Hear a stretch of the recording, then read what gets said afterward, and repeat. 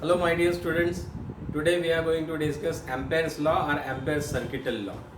Now what Ampere's circuital law is?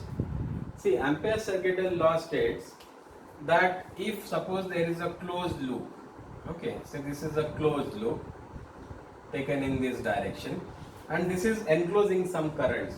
So suppose there are some currents, say current I1 is there which is going out of the plane of the vapor like this.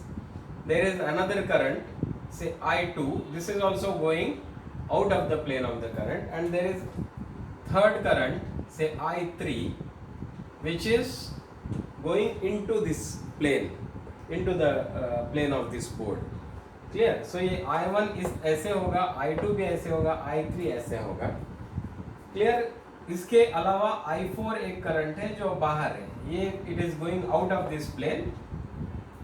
ऐसा अगर है तो Ampere's law ये कहता है कि अगर हम लोग बी वेक्टर क्या है?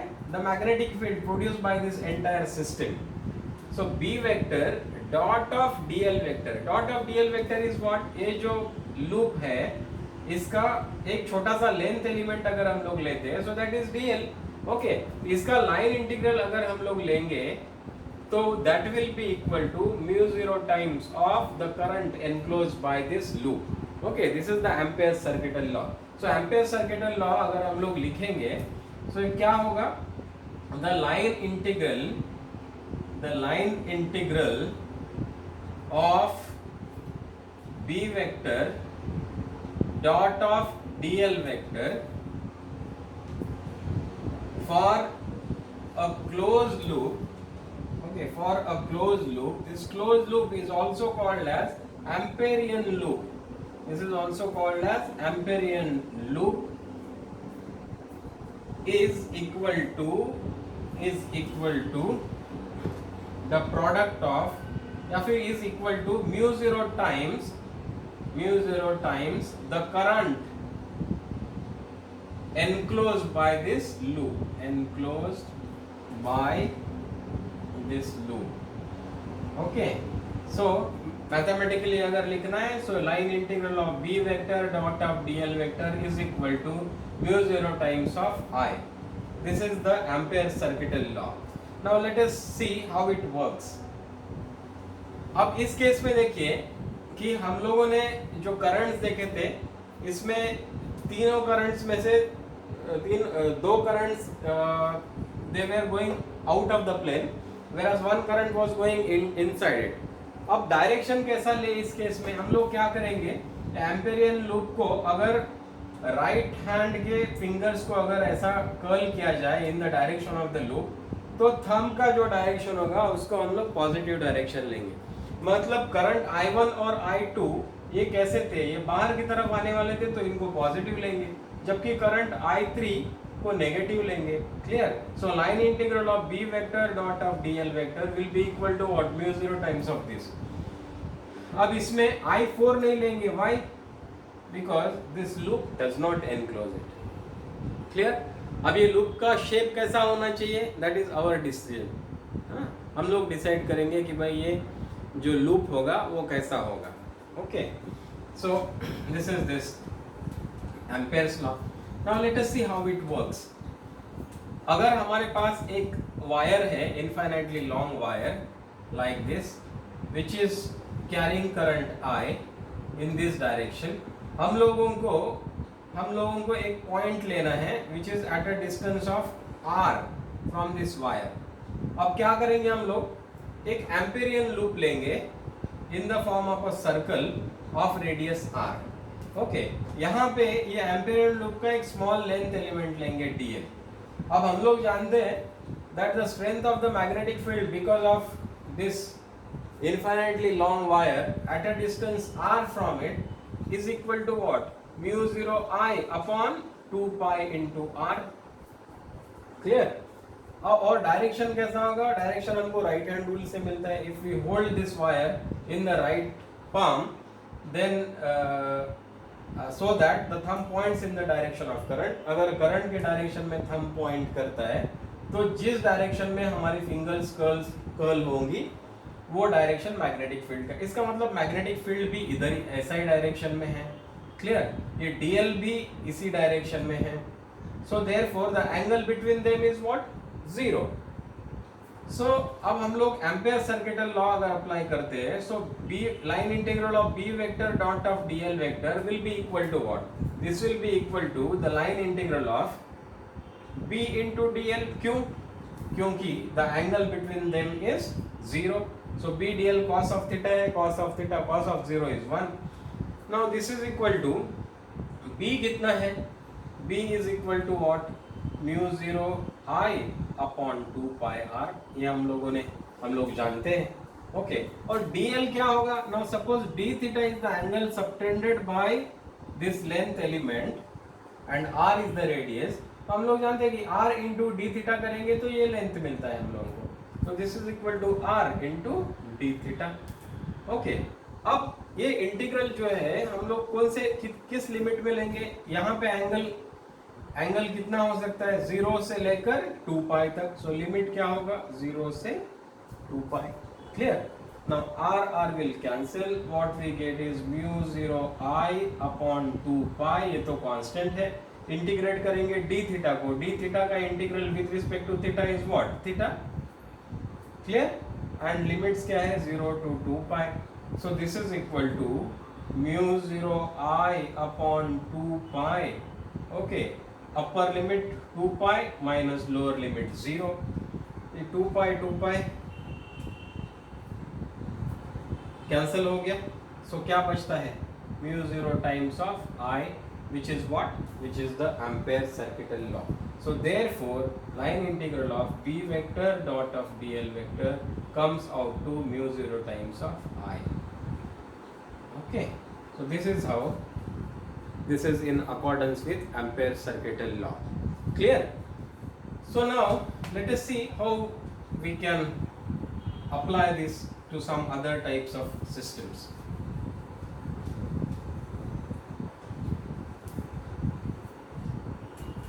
Let us see the applications of Ampere circuital law. First one is to determine the magnetic field due to a solenoid.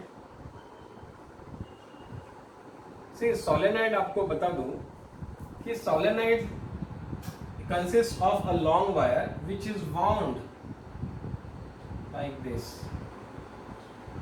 wound like a spring. So spring की तरह ऐसे वाइंड किया हुआ रहता है। यहाँ से अगर करंट पास करेंगे so current will go like this. Okay, कई सारे टर्न्स में ये वाइंड किया हुआ रहेगा। See, when a current is passed through a solenoid, magnetic field is produced by it. तो ये मैग्नेटिक फील्ड कैसा रहेगा? This magnetic field will always be parallel to the axis. ये जो स्प्रिंग होगा, इस स्प्रिंग का जो एक्सिस है इसको हमेशा मैग्नेटिक फील्ड कैसा रहेगा? पैरेलल रहेगा। क्लियर? और दूसरा क्या है, the density of the magnetic field lines is high along the axis inside the solenoid. solenoid के अंदर में जो उसका एक्सिस है वहां पे density of magnetic field lines is large, high, whereas outside this the density of the magnetic field lines is very very small or negligible. मतलब अगर एक आइडियल सोलेनॉइड लेंगे तो practically there is no magnetic field out of this solenoid. The magnetic field is concentrated only along the axis of the solenoid and inside it. Okay, इस solenoid के अंदर ही magnetic field रहेगा और वो भी उसके एक्सिस को पैरेलल ही रहेगा। Clear? So this is our solenoid. अब ये हम लोग एक सोलेनॉइड कंसिडर करते हैं ऑफ लेंथ L, जिसमें कैसा है, the number of turns per unit length is equal to small n. So therefore total turns कितना होगा, capital N, which is equal to small n into L, because this n is what, number of turns per unit length. तो अगर current I flow होता है, देखिए ये हमारा हो गया सोलेनोइड। अब करंट I अगर इसमें फ्लो होता है, हम लोग क्या करते हैं, we will take an Amperian loop like this. Clear? So ये हो गया लेंथ L। नाउ इसमें से इसने करंट एनक्लोज कितना कर रखा है, देखिए अब इसमें जितने टर्न्स होंगे उतने टाइम्स ऑफ I, क्योंकि हर एक इसमें से करंट फ्लो कितना हो रहा है I। अब इसमें number of turns is equal to this N into L।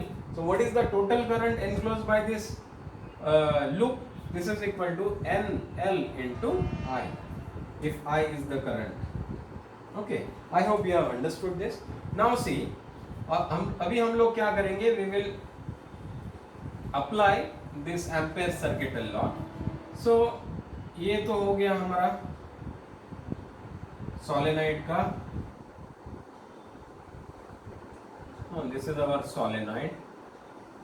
Inside this solenoid there are, inside this solenoid there are these magnetic field lines. What we will do is we will imagine an Amperian loop of length L. Amperian loop is A, B, C into A, B, C and D. Okay. Now this is the direction of the loop. Now current enclosed I have just now told. What we have to do is, according to the Ampere circuital law, line integral of B vector dot of dl vector is equal to mu 0 times of I. Okay. Now this line integral over the entire loop. So then that means what, इसको हम लोग कैसा लिख सकते हैं, integral of B vector dot of DL vector from A to B, ये वाला, plus integral of B vector dot of DL vector from B to C, plus integral of B vector dot of DL vector from C to D, plus integral of BL vector dot of DL vector from D to A। ये हो गया total line integral. अभी this must be equal to mu 0 times of I, या small I करो। Clear? Now see this B vector dot of DL vector, अभी this DL is what, this is the small length element of this loop। अगर आप लोग ये पहला वाला देखेंगे तो पहली वाली केस में the direction of the magnetic field देखो ये है सोलेनोइड में, इसके पहले मैंने डिस्कस किया already. Okay, this is the direction of the magnetic field and this is the direction of the DL vector also. So the angle between B vector and DL vector is 0. Clear? So this is equal to B into DL. Now B is constant, तो बचता क्या है फिर, B constant अगर है तो this is integral of DL. Integral of DL क्या होगा यहाँ से यहाँ तक, this will be equal to what, L. This will be equal to L. So ये जो पहला वाला है इसका इंटीग्रल क्या आता है, B into L। अब दूसरा वाला देखिए, B vector dot of B vector का डायरेक्शन ये है, DL वेक्टर का डायरेक्शन ये है। What is the angle between them, 90 degrees. So B dot DL vector will be equal to 0 because B dot DL is what, B into DL into cos of theta. अब इसमें angle 90 है, cos of 90 is 0। Clear? So this will come to 0। Again BC, ये देखिए DC का क्या है ना, इस CD जो है इसमें this lies out of this loop, बराबर है, एम्पेरियन लूप के, है ना, ये सोलेनोइड के बाहर है। So what is the magnetic field here, 0, इसलिए this will also come to 0। अब बचता है D to A। D to A is also perpendicular to the direction of magnetic field, तो इसका भी B vector dot of DL vector is equal to 0। So मिलेगा क्या हमको, B into L, this is equal to mu 0 into I। Okay, but this I is equal to what, I is equal to, मतलब current है कितना, current is equal to what, N into number of turns NL into I, बराबर है ना। So total current enclose तो इतना है। So therefore this is equal to mu 0 times of N into L into I। So therefore magnetic field B is equal to what, mu 0 N, या L तो cancel हो जाएगा। Okay, so this L will cancel, so B will be equal to what, mu 0 times of N into I. Clear? This N is what, N is the number of turns per unit length of the solenoid. Okay, so this is the strength of the magnetic field inside a solenoid. which is carrying current I. Clear? So इस तरह से हम लोग इसको apply कर सकते हैं to determine the magnetic field due to solenoid. Okay, अब दूसरा एक सिस्टम हम लोग देख लेंगे, that is called as toroid. अब ये टॉरॉइड होता क्या है? See, this is the magnetic field due to toroid. See, solenoid हमने क्या बोला था कि भाई ये इस टाइप से स्प्रिंग जैसा हम लोग वायर को कॉइल करते हैं. अभी इस वायर के दोनों एंड्स को अगर हमने बेंड करके इस तरह से एक ही जगह पे लाते हैं, so we will get a circular loop. ये जो सर्कुलर लूप होता है इसको हम लोग बोलते हैं टॉरॉइड. अब इस जो टॉरॉइड रहेगा वहां पे मैग्नेटिक फील्ड कैसा रहेगा? Magnetic field will again be along the axis. Okay, it will be along the axis of this toroid. So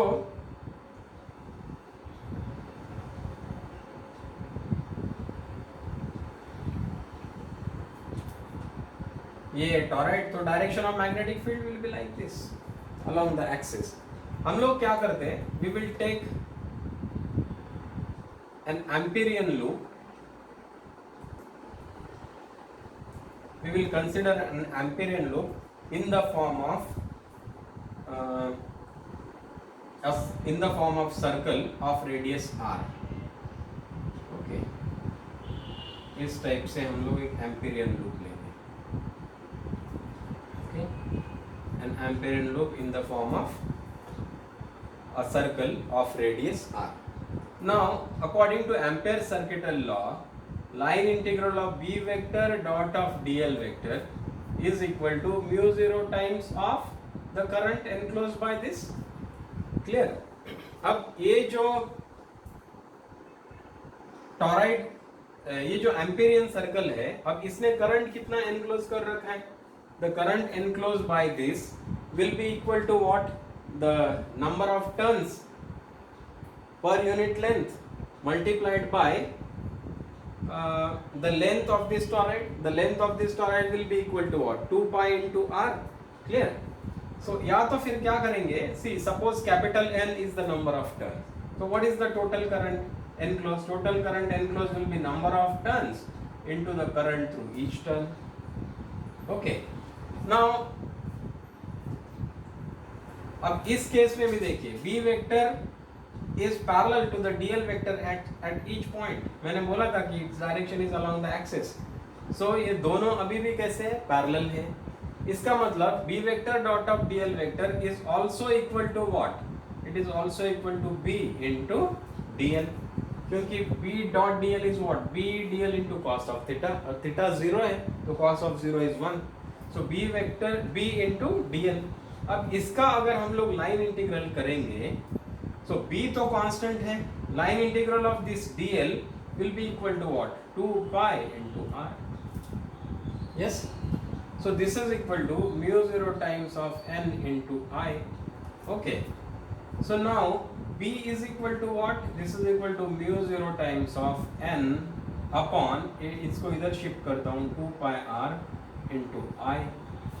N is the total number of turns, 2 pi r is the circumference. So n upon 2 pi r gives us what? Number of turns per unit length of this toroid. Clear?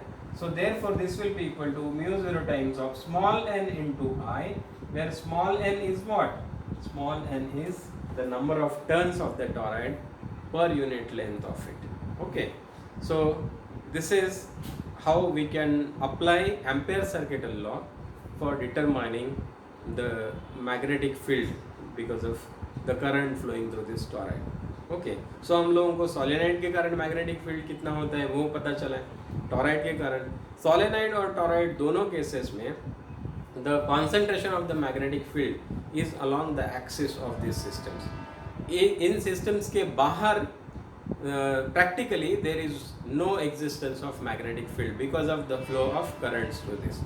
Okay, I hope you have understood Ampere's circuital law and its application. I am sure you will be able to solve the problems based on all these formulae. Thank you very much for viewing this video. keep watching all these videos and do subscribe to this channel. Thank you.